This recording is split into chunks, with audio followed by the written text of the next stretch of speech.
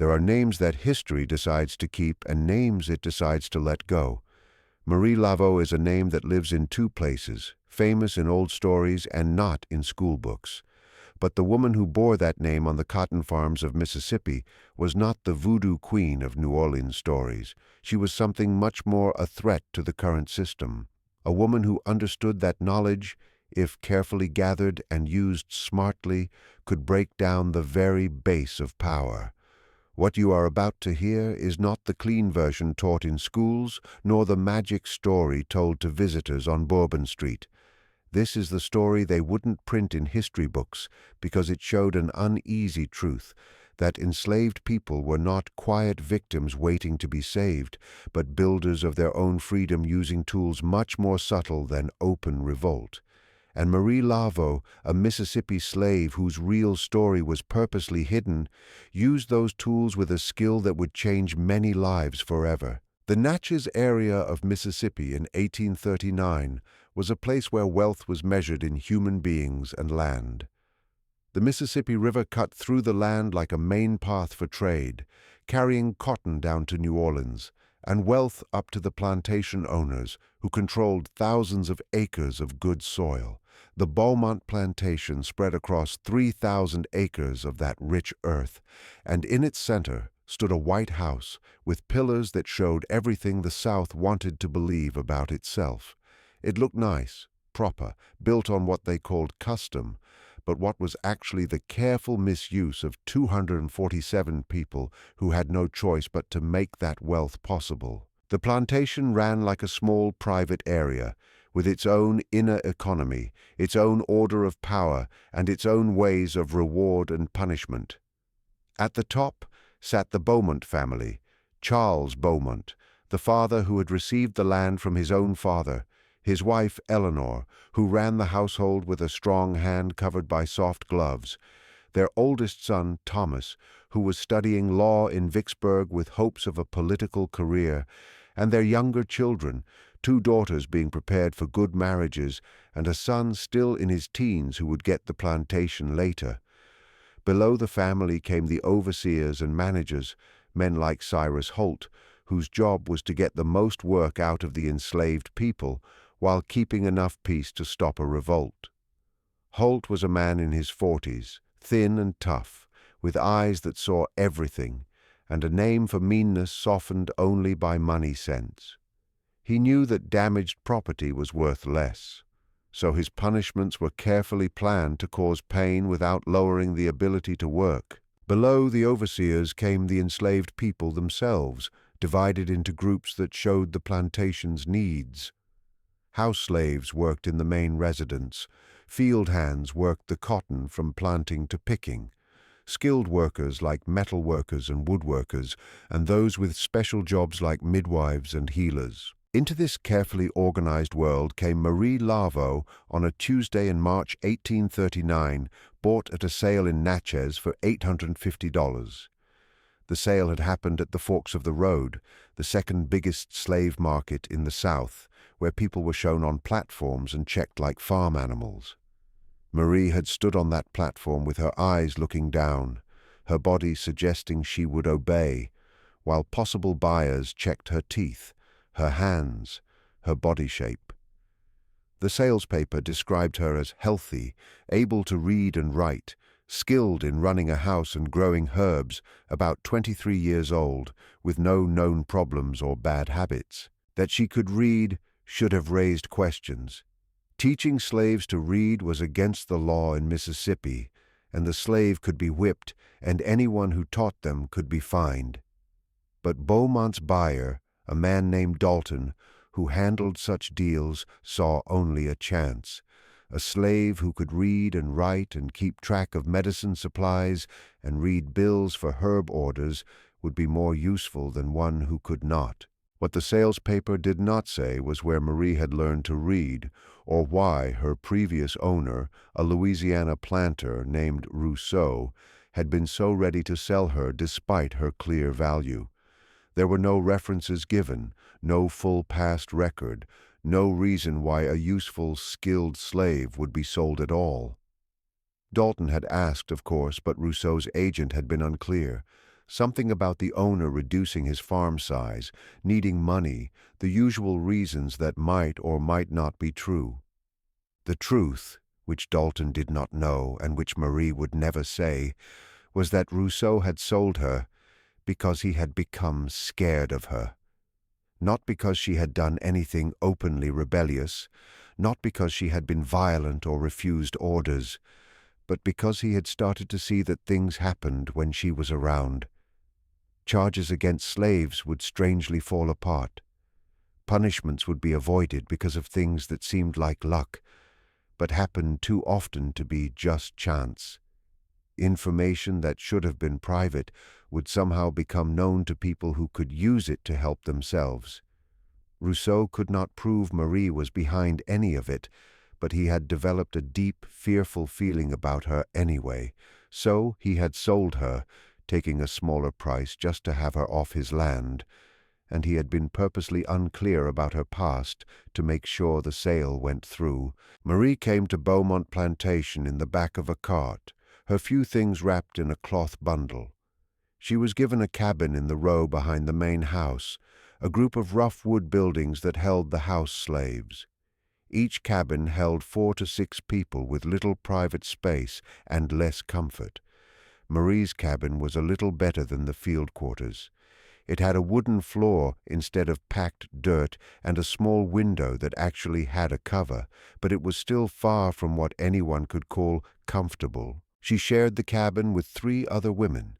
Dinah, who was in her 40s and ran the main house laundry, had been at Beaumont her whole life and knew every small detail of the plantation's running.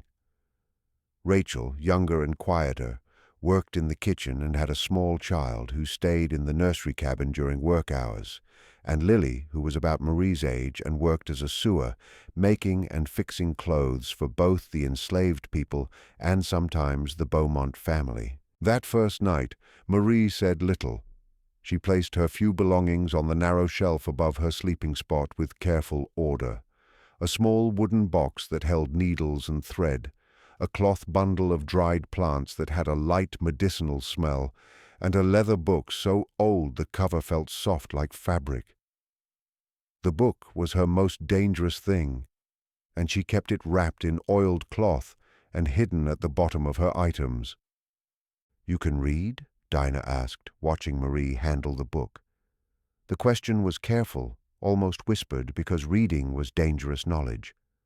Marie looked at her steadily, thinking about how much truth to share. "I can recall things," she said carefully. "Recipes, cures, things my grandmother taught me. Sometimes I make marks to help me remember, but I don't know if that counts as reading." It was an answer that did not fully answer, suggesting she could read without claiming it, and Dinah saw the intelligence in that move. She nodded slowly. "It's best to be careful about what you know and what you don't know," she said. "Holt doesn't like slaves who are too smart." "I'll remember that," Marie said, and she meant it. The next morning, Marie was taken to meet her main boss, the plantation's head cook, a woman named Patience, who had worked at Beaumont for 30 years and held a lot of power in the household order.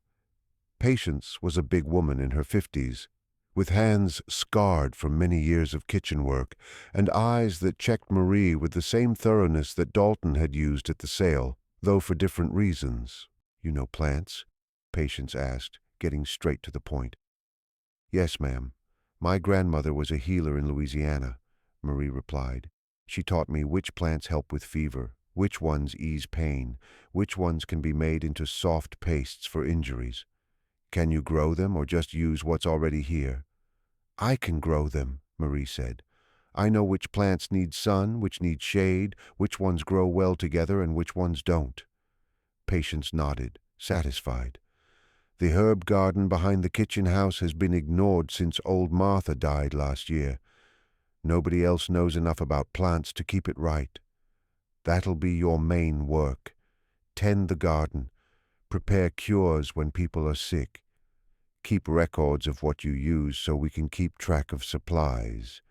You'll also help in the kitchen when we need extra hands, especially during harvest season when we're feeding extra workers. She led Marie to the herb garden, which was indeed in bad shape. Weeds had taken over most of the planting beds, and the plants that were left were struggling. But Marie could see the basic structure of a good garden beneath the neglect.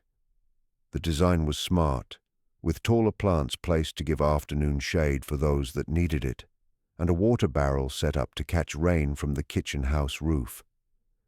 "I can work with this," Marie said, already planning in her mind which plants to save, which to pull out, what new herbs to grow. "You'll have mornings to work the garden," Patience told her. "Afternoons you'll be available for sickness calls. If someone in the quarters is sick, you'll go tend them. Evenings you'll help in the kitchen. Sundays you'll have to yourself, except for urgent needs." It was a tough schedule, but Marie had expected nothing less.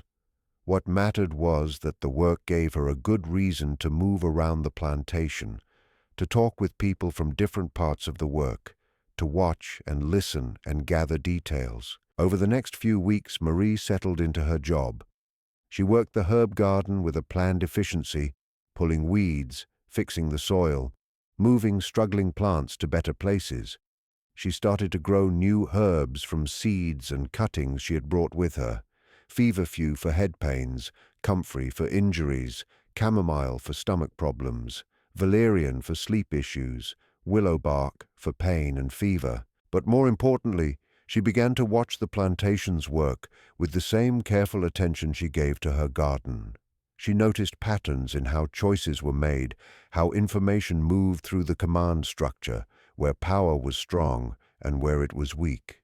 She noticed, for example, that Cyrus Holt kept full records in the plantation office, books that tracked every basket of cotton picked, every tool given out, every punishment given, every cost and profit. Those books were the core of the plantation's work, and anyone who understood them would understand how the whole system ran. She noticed that the Beaumont family's youngest son, Thomas, had a habit of leaving papers spread around the library when he came home from his law studies in Vicksburg. He was careless with papers, treating them as if they were invisible to the house slaves who cleaned the room, never thinking that those slaves might be able to read or might know what they saw. She noticed that the house slaves who served at dinner often heard talks about business deals, political groups, money owed, and social duties that the Beaumonts thought were safe to talk about in front of people they saw as invisible. Those talks held details that could be useful to someone who knew how to use them. She noticed that there were tensions in the overseer group. Holt had 2 assistants, and they competed for his favor and for the chance to move up. That competition created chances for clever moves, for playing one against the other, for making sure that information reached or did not reach certain people. She noticed that the enslaved population itself had complex social groups and rankings. There were people who were respected for their skills, people who were trusted with secrets, people who served as unofficial leaders in the quarters.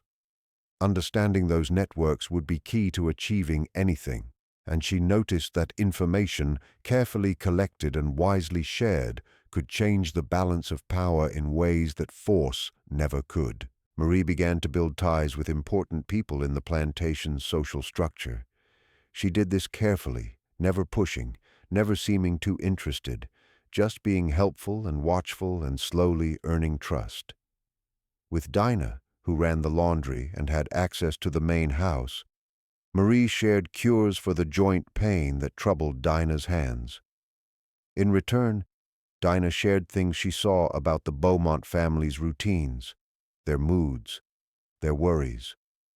It was not presented as gathering information, just the normal talk of women who worked together and shared a living space. With Patience, who oversaw the kitchen and heard much of what happened in the main house, Marie proved herself reliable and skilled, becoming someone Patience could count on. In return, Patience began to trust Marie with more details about the plantation's work, about upcoming events, about friction within the Beaumont family. With the field hands, Marie provided medical care that was more attentive than they had received from the previous herb woman. She treated injuries and illnesses with skill and feeling, and in return, they began to come to her not just for body pains, but for advice about other problems. Within 3 months of her arrival, Marie had made herself someone useful, someone trustworthy, someone who saw and heard things, but who seemed to have no hidden goal beyond doing her work well. And then she began to test her methods. The first test came in late April, when a man named Samuel was accused of stealing a ham from the smokehouse. Samuel was a field hand in his 30s, strong and able, with a wife named Grace and 2 young children. The charge came from one of Holt's assistants, a man named Briggs, who was new to the plantation and keen to show his watchfulness. The proof seemed clear. Samuel had been seen near the smokehouse at an unusual time, late evening after the workday had finished. When the smokehouse was checked the next morning, a ham was missing. A search of the quarters found the ham hidden in a cloth bag near Samuel's cabin, buried under some loose boards. The punishment for stealing was usually 20 lashes given in public, so that all the enslaved people would see the result of stealing from the master. Sometimes the punishment was worse if the owner wanted to make a special example. Samuel desperately maintained his innocence. He swore he had never taken the ham, had never been to the smokehouse that evening, and had no idea how the meat had ended up near his cabin. But his word meant nothing against the physical proof and the statement of an overseer's assistant. He was locked in the plantation jail, a small brick building near the overseer's house, to wait for punishment that would come at the end of the week when all the enslaved people would be brought together to watch. Marie heard about this on a Wednesday evening when Grace came to her cabin crying and begging for help. "He didn't do it," Grace insisted. "Samuel wouldn't steal. He knows what would happen. He wouldn't risk it. Not with the children to think about. Someone's lying or someone made a mistake. But he didn't do it." Marie listened carefully, asking questions. Who saw him near the smokehouse? Briggs, the new assistant overseer. He said he saw Samuel walking that way around sunset. Did anyone else see him? No, just Briggs. And the ham was found near your cabin? Yes, buried under some loose boards behind the cabin, but anyone could have put it there. We don't lock our cabin. Nobody does. Anyone could have hidden it there to make it look like Samuel took it. Marie thought about this carefully. "Tell me about Briggs. What do you know about him?" Grace shook her head. "Not much. He's only been here a month. Came from somewhere in Alabama. Holt hired him to replace the assistant who left. He's young, maybe 25, and he's always trying to impress Holt, always looking for problems to fix." "Has he had any conflicts with Samuel specifically?" "Not that I know of. Samuel barely knows him." Marie stored all of this information, her mind already working through ideas. "I'll see what I can find out," she told Grace. "I can't promise anything, but I'll try." Over the next day, Marie began to collect information with planned accuracy. She talked to people who worked near the smokehouse, asking simple questions about who had been around that evening. She talked to people who lived near Samuel's cabin, asking if they had seen anyone strange in the area. She watched Briggs, noting his behavior, his interactions with other overseers, his movements around the plantation. And she found something interesting.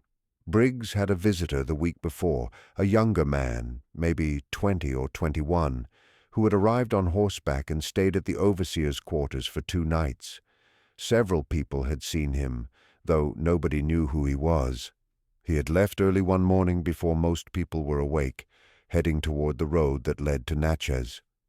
Marie also discovered that Briggs had been making small mistakes in the plantation's record-keeping. Nothing major, but enough to suggest either a lack of skill or purposeful faking. Cotton weights that did not quite add up. Tool lists that were slightly wrong. Small differences that Holt had not noticed yet because Briggs was new and still learning the methods. And she discovered something else. Cyrus Holt's nephew, a young man named James, who lived in Vicksburg, had been trying to get a job as an overseer on different plantations in the area. He had not been successful so far, but he was determined, and he had a name for being willing to do whatever was needed to prove himself. Marie began to build a theory. What if the visitor had been James Holt? What if he had come to visit his uncle, and while he was there had taken the ham, not to eat it, but to take it with him when he left as a gift from his uncle? What if Briggs, knowing about the missing ham and desperate to prove his worth to Holt, had decided to falsely blame someone for the theft rather than admit he did not know what had happened to it? What if he had chosen Samuel simply because Samuel had been in the wrong spot at the wrong time, walking past the smokehouse on his way to somewhere else? It was a guess, but it matched the facts. And more importantly, it offered a way to create doubt about Samuel's guilt. Marie could not confront Briggs or Holt directly. She had no standing, no power, no voice in the plantation system, but she could plant information in places where it would grow into questions that others would ask. She started with patience. The next morning, while helping in the kitchen, Marie mentioned simply that she had been collecting herbs near the overseer's quarters the previous week, and had seen a young man leaving early one morning, carrying something wrapped in cloth. "Probably just a visitor," Patience said, not very interested. "Probably," Marie agreed, "though he looked a bit like Mr. Holt now that I think about it. Same body shape, same way of walking. Could have been a relative." Patience's hands paused in the bread dough she was mixing. "Holt had a visitor." "I don't know for sure, just someone I saw. Might have been nobody important." But the idea was planted. Patience, who was naturally curious and who had her own complicated relationship with the overseer group, began to wonder. She mentioned it to Dinah that evening just as simple talk. Dinah, who cleaned the overseer's quarters and would have known if there was a visitor, confirmed that, yes, someone had stayed there for 2 nights the previous week. "Did Holt mention it to Mr. Beaumont?" Patience asked. "Not that I heard," Dinah said. "But then why would he? People have visitors all the time." "True," Patience agreed, "though it's strange that a visitor would leave so early in the morning before breakfast, almost like he was in a hurry or didn't want to be seen." The information began to move through the house slave network, not as a charge, but as a point of interest. And because house slaves talked to the Beaumont family members they served, the information eventually reached Eleanor Beaumont, who managed the household accounts and had a sharp mind for details that did not make sense. Eleanor mentioned it to her husband that evening, not as anything important, just as a strange thing she had heard. "Did you know Cyrus had a visitor last week? His nephew, apparently, though he didn't mention it." Charles Beaumont frowned. "He didn't mention it to me. He probably didn't think it was important, though the servant said the young man left very early before dawn. Seemed strange to me." Beaumont, who trusted his overseer but also trusted his wife's feelings about household matters, kept the information in mind. The next day, he mentioned it to Holt simply, just asking if his nephew had visited. Holt, surprised, admitted that yes, James had stopped by briefly, just passing through on his way to Natchez. He had not mentioned it because it seemed unimportant, just a family visit, nothing to do with plantation business. "Of course," Beaumont said, "though I do like to know who's on the property, just for security reasons, you understand." "Of course, sir. I should have mentioned it. It won't happen again." But the talk had planted a doubt in Beaumont's mind. Why hadn't Holt mentioned the visit? What else might he not be mentioning? Meanwhile, Marie had been working on a different angle.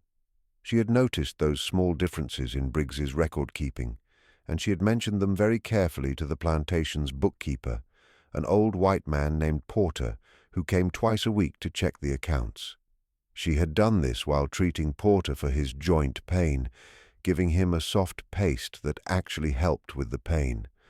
While applying the treatment, she had mentioned, as if confused, that she had seen some numbers in the cotton house records that did not seem to match what she had heard people saying about the harvest weights. "I'm sure I just misunderstood," she had said.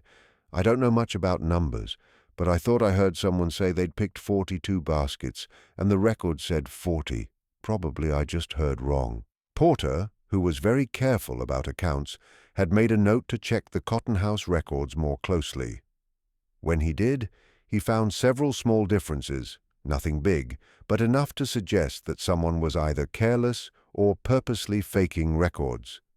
He reported this to Beaumont, who asked Holt about it. Holt, who had not known about the errors, was forced to admit that his new assistant, Briggs, might be making mistakes in the record-keeping. "He's still learning the systems," Holt explained. "I'll watch him more closely." But it was another fault against Briggs's trustworthiness, another reason to question his ability. And then Marie played her final move. She arranged for information to reach Beaumont that the smokehouse list might not be correct. She did this through a complex path. She mentioned to Dinah that she had heard someone say there might be more than one ham missing. Dinah mentioned it to Eleanor Beaumont while doing laundry. Eleanor mentioned it to her husband. Beaumont ordered a full check of the smokehouse. When it was done, they found that 3 hams were missing, not 1. The ham found near Samuel's cabin was checked more carefully and found to have been cut with a different knife than the one the plantation gave to the enslaved population, a finer blade, the kind a gentleman might carry. Suddenly, the case against Samuel looked much less certain. If 3 hams were missing, and if the one found near his cabin had been cut with a different knife, then perhaps Samuel had not stolen it at all. Perhaps someone else had taken the hams, possibly Holt's nephew, as a gift from his uncle, and perhaps Briggs, discovering the theft and not wanting to admit he did not know what had happened, had framed Samuel by planting one of the hams near his cabin. It was all a guess, but it created enough doubt that Beaumont could not go ahead with the punishment in good faith.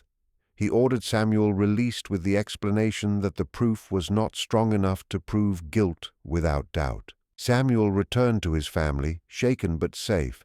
Briggs was scolded for the errors in his record-keeping and told to be more careful in his accusations. Holt was told to inform the plantation management of any future visitors to his quarters. And Marie, who had planned the entire set of events with nothing but careful watching and smart talking, continued tending her herbs as if nothing had happened. But word spread through the enslaved community, not in any clear way, but through the subtle communication networks that connected people across the plantation. Within days, people understood that Marie Laveau was someone who saw things, who understood how the machine of power worked, and who knew how to put small pieces of information into that machine to change what it produced. They began coming to her, not just for cures for their bodies, but for something else. The second case came in June when a woman named Clara was threatened with being sold. Clara was in her late 20s, a skilled sewer, who made clothes for both the enslaved people and sometimes the Beaumont family. She had a daughter, 8 years old, who worked in the main house as a helper to the cook. The threat of sale came because Charles Beaumont had gotten into debt from a cotton trading idea that failed. He had put a lot of money into future cotton prices, betting that prices would go up, but instead they had dropped, and now he owed money to several lenders. One of those lenders, a man named Garrett, who owned a plantation in Louisiana, had offered to forgive part of the debt in exchange for several slaves, including Clara. Garrett had a bad name throughout the area as a cruel owner. Stories went around about slaves who had been sold to his plantation and had died within months from too much work and bad treatment. Being sold to Garrett was thought to be only slightly better than being sold to the Deep South plantations, where conditions were even worse. Clara came to Marie in a panic. "They're going to sell me," she whispered, tears running down her face. "Mr. Beaumont told Holt to prepare papers for me and 3 others. We're being sold to Garrett in Louisiana to settle a debt. My daughter will stay here. They're separating us. Please, Marie, I know you helped Samuel. Please help me." Marie listened carefully, her mind already working through the problem. This was more complex than Samuel's case. This involved the Beaumont family's money directly, not just an overseer's mistake. The risks were higher, and the chance of failure was greater. "Tell me everything you know about this debt," Marie said. "How much does Mr. Beaumont owe? When is the sale supposed to happen? What do you know about Garrett?" Over the next several days, Marie gathered details from many sources. She learned that Beaumont owed Garrett about $3,000, a large amount. She learned that the sale was planned for the end of the month, giving her less than 3 weeks to find a fix. She learned that Garrett was indeed as brutal as his reputation suggested, and that he was also involved in several doubtful business deals that had made him enemies among other planters in the region. Most importantly, she learned that Thomas Beaumont, the lawyer's son, had recently been hired to represent another planter named Whitfield in a land argument case, and she learned that Garrett was the opposing party in that argument. Thomas was literally working against Garrett in a court case while his father was talking about selling slaves to the man. This was the leverage Marie needed. She began to plan a way to make the sale socially and professionally difficult for the Beaumont family. She could not stop the sale through direct action. She had no power to do that, but she could make the cost of going ahead with the sale higher than the benefit of settling the debt. First, she needed to make sure that information about the sale reached Thomas Beaumont, who might not know about his father's talks with Garrett. She did this through the house slave network. Information passed from Clara to Dinah to the house butler, who mentioned it to Thomas during one of his visits home from Vicksburg. Thomas was indeed unaware of the sale, and he was worried by it. Selling slaves to a man he was actively working against in court created a conflict of interest that could harm his professional name. He mentioned this worry to his father, but Charles Beaumont was in a tough financial spot and did not see another option. The debt had to be paid, and Garrett's offer was the easiest way. Marie needed to create another option, one that would be more appealing than selling to Garrett. She began to gather details about Beaumont's other lenders and about possible sources of money that might allow him to pay the debt without selling slaves. This required getting information that was normally far out of her reach: financial papers, business letters, details of deals that were only talked about in private conversations. She did this through a mix of careful watching and smart questioning. She listened to conversations overheard by house slaves. She quickly read documents that Thomas left scattered in the library. When she delivered herbs to the main house, she talked to slaves from other plantations who came to Beaumont for various reasons, gathering information about business dealings and financial situations across the region, and she found something useful. Another planter named Prescott, who owned a plantation about 20 miles away, had recently received a lot of money from the sale of land. Prescott was looking for investment chances, and he had a long-time rivalry with Garrett that made him willing to work against Garrett's interests whenever possible. Marie could not approach Prescott directly. She was a slave, and he would never take a business proposal from her seriously. But she could make sure that information about Beaumont's financial situation reached Prescott through ways that would make it seem like a business chance, rather than a desperate request for help. She did this through a complex chain of communication.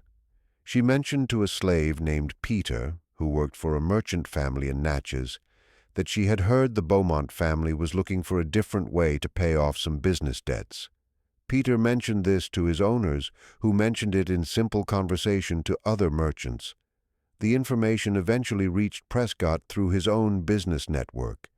Prescott, who was indeed looking for investment chances and who did not like Garrett, saw an opportunity to both make money and hurt his rival. He approached Beaumont with an offer. He would give a loan on good terms to pay off the debt to Garrett, and in exchange, Beaumont would give him a share in the next cotton harvest and would use Prescott's cotton cellar for future sales. Beaumont, seeing a chance to settle his debt without selling slaves and without dealing with Garrett, accepted the offer. The sale was cancelled, and Clara remained at Beaumont Plantation with her daughter.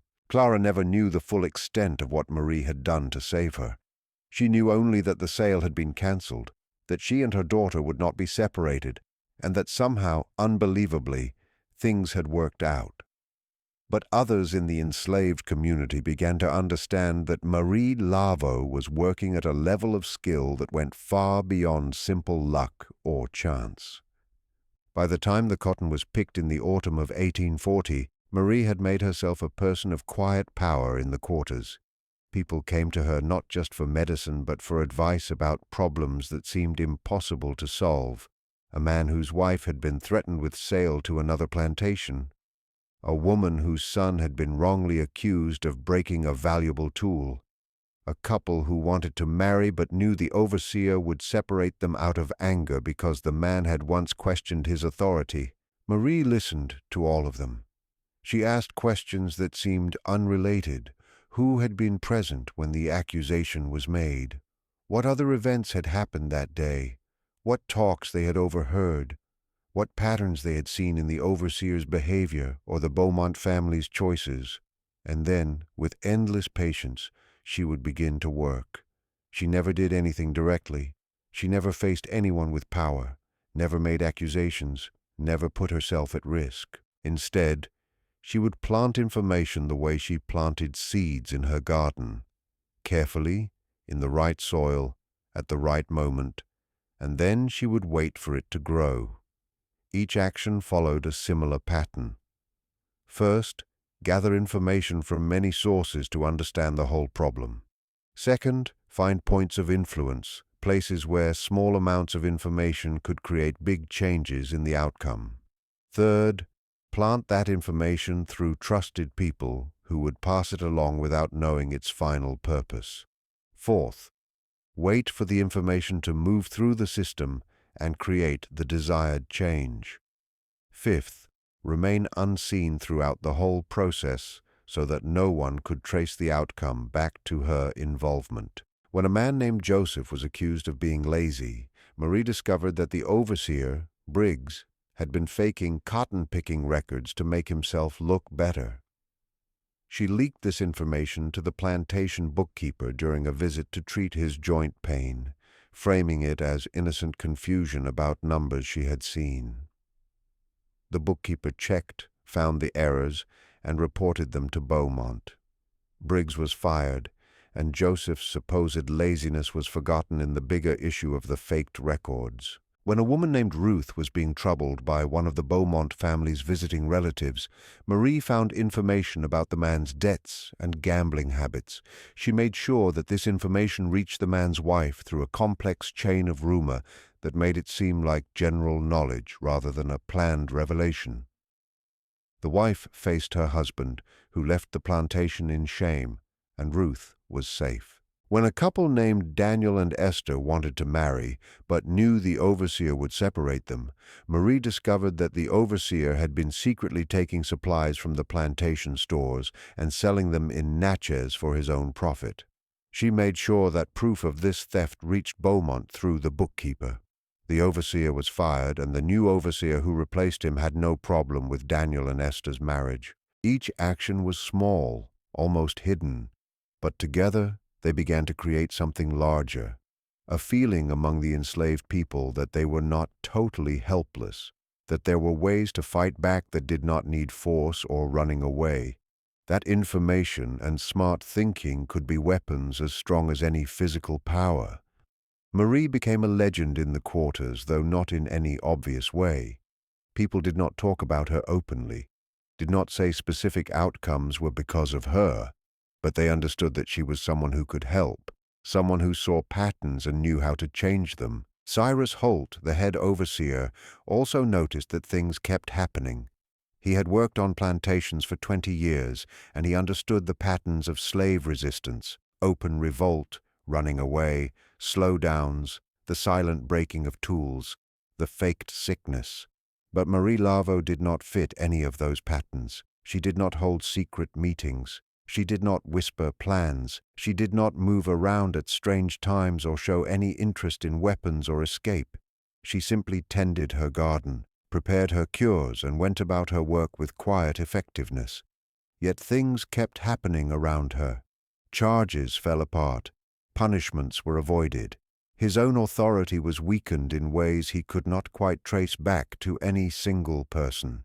And when he paid attention, he noticed that Marie seemed to be present at the edges of many of these situations, not directly involved, but somehow linked. By the summer of 1840, Holt had started to watch Marie with more and more focus. He could not prove anything. She was too careful. In the autumn of 1840, Thomas Beaumont, the lawyer's son, returned from Vicksburg for a long visit before his planned marriage to Catherine Hartwell, the daughter of a powerful planter and politician. Thomas had developed an attraction to a young house slave named Ruth, the daughter of the woman Hannah. Thomas had tried to use his position to force Ruth into a private relationship, a common and dangerous pattern on plantations. Ruth was terrified and came to Marie, who listened carefully to her story. Marie knew that Thomas's plan was dangerous for Ruth and also dangerous for Thomas. He was about to marry into a rich and respected family. He had a career and a good name to maintain. He presented himself as a gentleman, a man of honor and class, someone worthy of the Hartwell family's trust and investment. Any scandal, any hint of wrong behavior could damage that name and put both his marriage and his political hopes at risk. Catherine's mother, Mrs. Hartwell, was known to be a woman of strong moral values who took her family's name seriously. She had been unsure of Thomas at first, worried that he was marrying Catherine for money rather than love, and she had made it clear that she would be watching his behavior closely. Marie took in all of this information, turning it over in her mind, looking for points of influence. She could not face Thomas directly. That would be suicide. She could not tell Catherine about his intentions toward Ruth. A slave's word would never be believed over a master's son.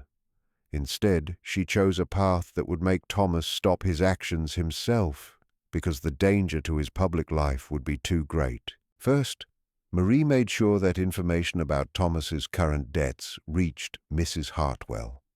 She did this by placing a copy of one of Thomas's carelessly discarded debt letters where it would be found by Dinah, who would then show it to Eleanor Beaumont, who would then mention it to her husband, who would then mention it to his son, expressing his worry that the debt would cause problems with the Hartwell family.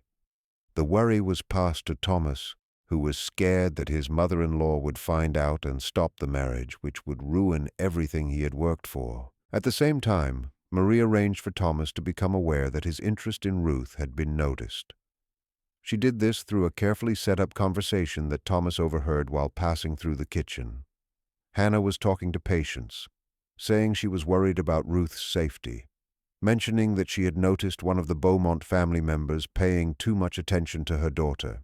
The conversation was loud enough for Thomas to hear, but not so loud that it seemed purposely planned. It was presented as a private talk between worried women, the kind of talk that happened all the time in the quarters, but that white men rarely heard. Thomas, hearing this, realized that his interest in Ruth was not as invisible as he had thought. If the slaves were talking about it, there was a risk that the information could reach his wife, his in-laws, or the wider social group that his career depended on. Faced with the choice between a hidden relationship that could end his career and his marriage and simply stopping, Thomas chose to stop. He left Ruth alone and focused on settling his debts and preparing for his wedding. Ruth was safe, but Holt saw a pattern in these events, and he was becoming more determined to stop Marie. He went to Charles Beaumont with his worries, saying that Marie was more than just an herb woman. "She's a witch, sir," he insisted. "She uses unnatural means to confuse people. Things keep happening, the ham theft, the financial problems, the way Thomas stopped seeing that girl, and every time Marie LAVEAU is somehow at the center of it. But you can never prove it. She is too clever by half, sir, and she is a danger to your order." Beaumont, a man of his time, was worried by the idea of witchcraft, but he was also a practical businessman who had seen Marie's real value. He called Marie into his office, with Holt standing by as a witness. Holt says people come to you for more than cures, Beaumont said. That you give them advice.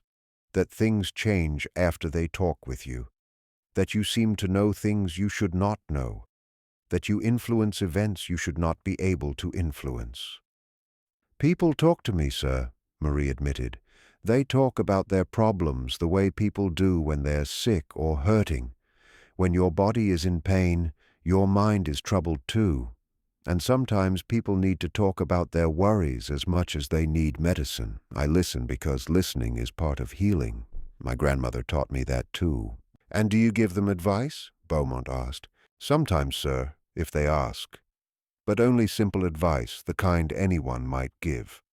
If someone is worried about being accused of something, I might suggest they talk to the overseer and explain their side. If someone is worried about a child, I might suggest they talk to their spouse. She's lying, sir, Holt broke in. She's too clever by half. Being clever is not the same as doing magic, Beaumont said mildly.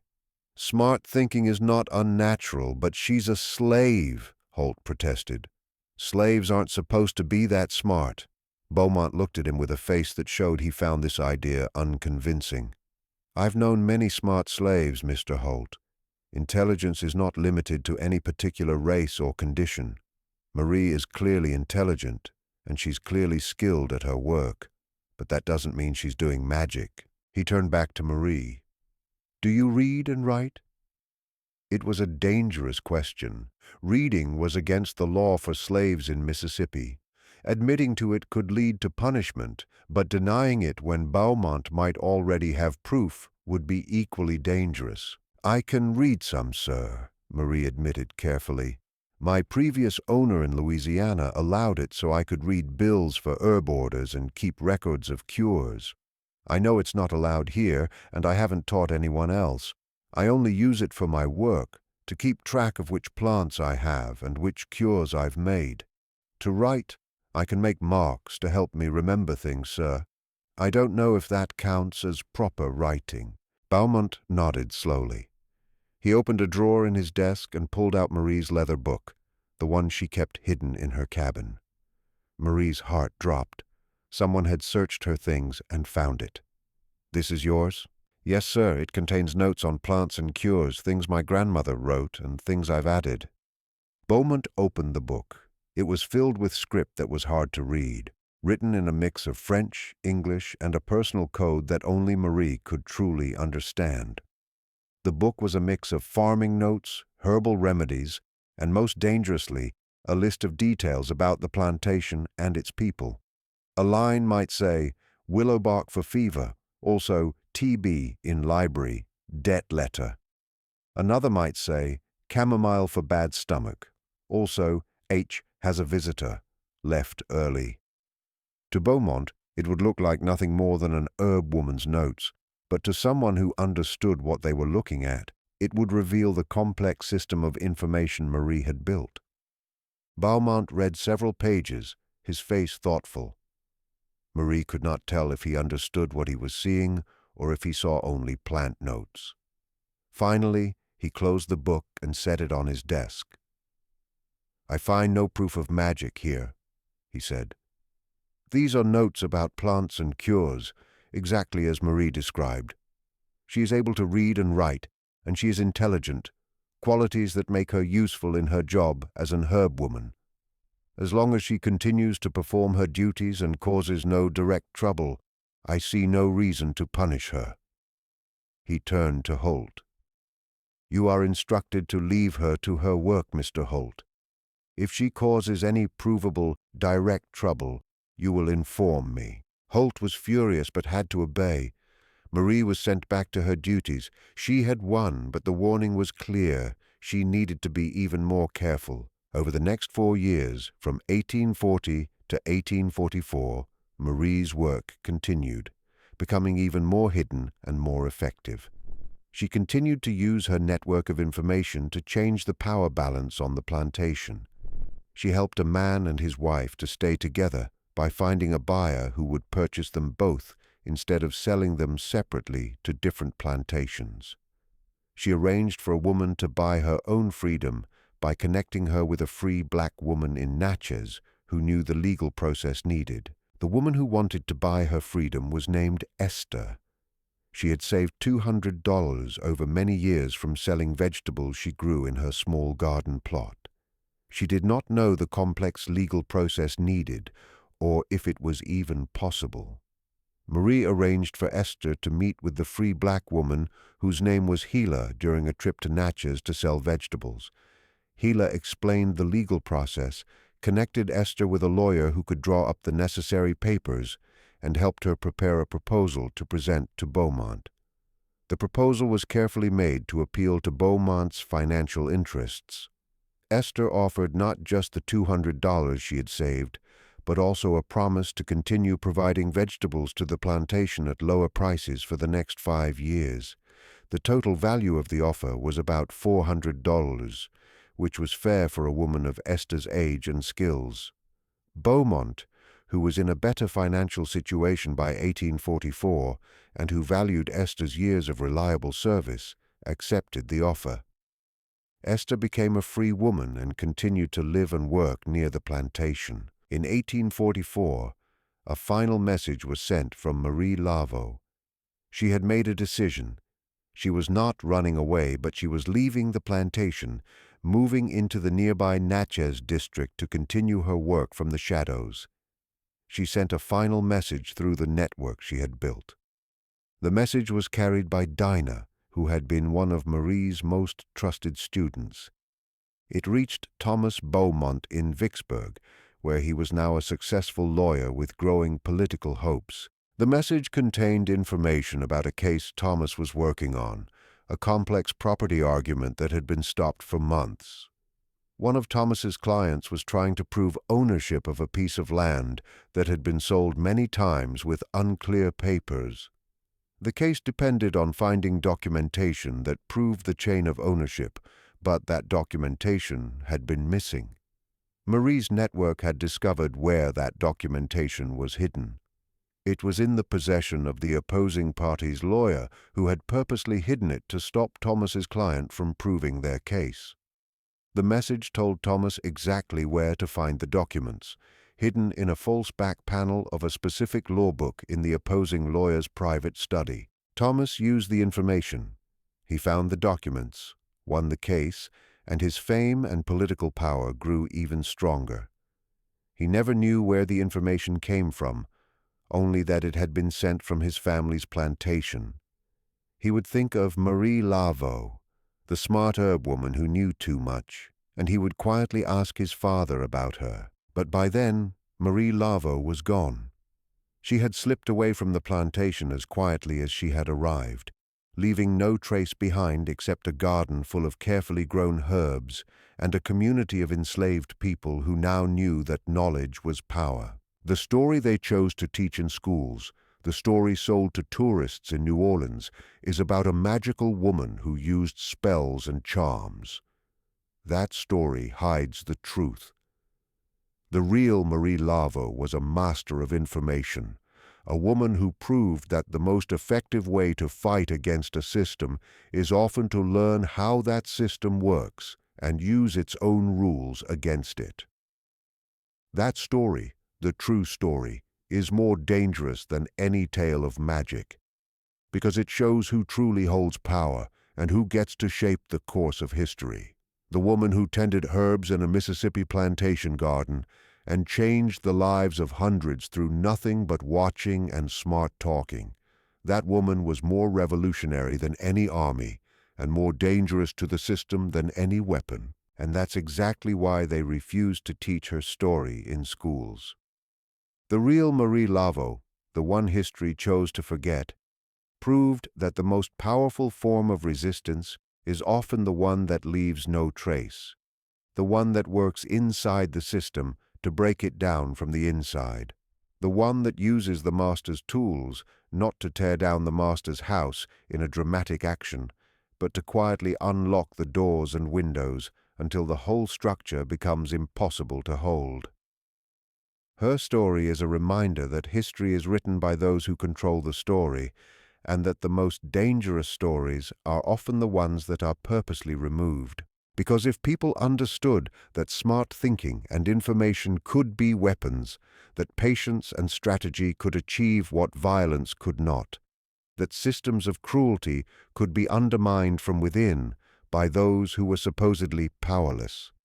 If people understood all of that, then every system of cruelty would be weak in ways that those in power could never fully defend against. That's the story they refused to teach in schools, not because it was false, but because it was true, and the truth, as always, is the most dangerous thing of all.